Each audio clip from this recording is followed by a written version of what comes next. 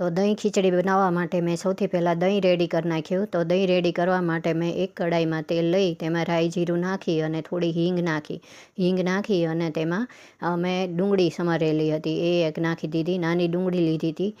ડુંગળી સમારી અને તેમાં એક મરચું સમારીને નાખી દીધું અને ડુંગળીને બરાબર સતળાવા દીધી. ડુંગળી ગુલાબી સતળાઈ ગઈ ત્યારબાદ તેમાં મેં થોડી હિંગ નાખી અને કોથમીરના પાન નાખી દીધા. કોથમીર નાખી અને ત્યારબાદ તેમાં મેં દહીં નાખી દીધું. દહીં નાખી અને દહીંને થોડું હલાવી અને થોડું મસ્તું ગરમ પાણી નાખી દીધું અને દહીંને થોડું લિક્વિડ બનાવી દીધું.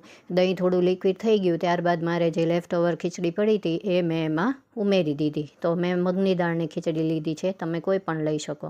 તો મગની દાળની ખીચડી ઉમેરી અને ત્યારબાદ એને બંનેને એકરસ થાય તેવી રીતે સરસ રીતે હલાવી દીધું. હલાવી અને તેમાં જરૂર મુજબનું મીઠું નાખ્યું અને મરચું નાખ્યું. મીઠું મરચું નાખી અને થોડો મસ્તો ગરમ મસાલો નાખ્યો.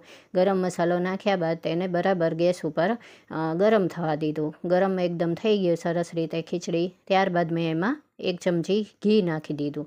તો હવે આપણી દહીં ખીચડી એકદમ ખાટી સરસ રેડી છે. તો આવી રીતે તમે પણ લેફ્ટ ઓવર ખીચડી પડી હોય તો એને બનાવી શકો છો. એકદમ ટેસ્ટી અને એકદમ સરસ બને છે અને આ રેસીપી એકદમ નવી લાગે છે. તો સવારે બ્રેકફાસ્ટમાં પણ તમે ખીચડી પડી હોય એને આવી રીતે તમે દહીં સાથે વઘારી શકો છો અને રાત્રે ડિનરમાં પણ તમે આવી રીતે સવારની પડી હોય તો બનાવી શકો છો. તો ટ્રાય જરૂર કરજો.